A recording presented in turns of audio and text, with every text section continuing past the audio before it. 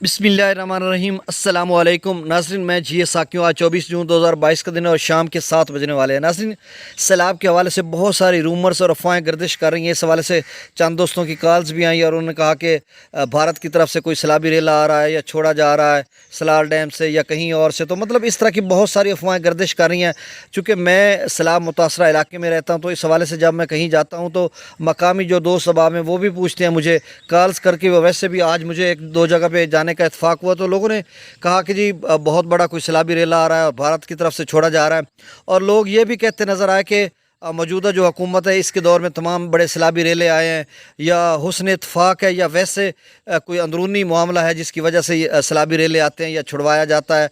फिर एक दोस्त ने कहा कि 2014 का जो सैलाबी रेला था वो सियासी जो कशमकश थी पाकिस्तान के अंदर, तो इस वजह से 2014 का सैलाबी रेला जो है वो 6 सितंबर को छुड़वाया गया था। तो इस हवाले से उन्होंने कहा कि अब भी वो सियासी कशमकश जारी है, तो कहीं ऐसा ना हो कि फिर से कोई बड़ा सैलाबी रेला आ जाए।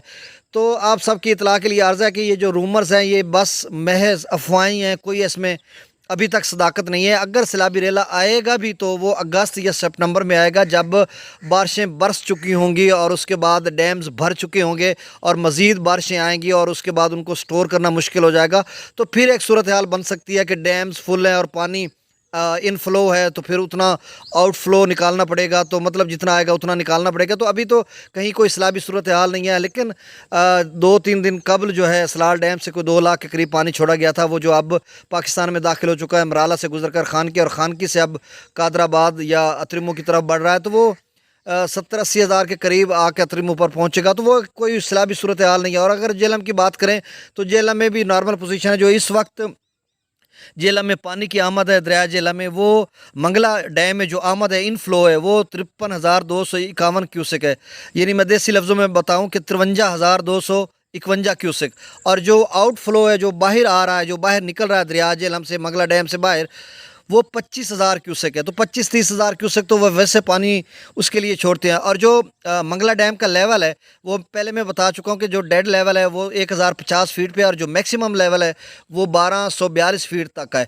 और अब जो लेटेस्ट जो मंगला डैम का लेवल है वो 1092-93 फीट पर है। तो मतलब पानी वो स्टोर हो रहा है, उस पानी को जो बाहर छोड़ा जा रहा है वो जितनी ज़रूरत है उतना, और बाकी मंगला डैम में स्टोर किया जा रहा है। और जब ये मंगला डैम फुल हो जाएगा उसके बाद जितना मज़ीद बारिश होगी, चूँकि 3 माह बारिशों की पेशगोई की गई है और बहुत बड़े ताकतवर स्पेल जो हैं वो पाकिस्तान में पेनिट्रेट करेंगे, असरअंदाज होंगे, तो उसके बाद क्या सैलाबी सूरत हाल बनती है। दरिया रावी भी नॉर्मल है, दरिया सिंध भी, और त्रिबेला डैम में भी नॉर्मल पोजीशन है, कोई ऐसी ख़तरनाक सूरत हाल नहीं है। वो अभी डैम भरे नहीं है तो सैलाबी सूरत हाल कैसी बन सकती है।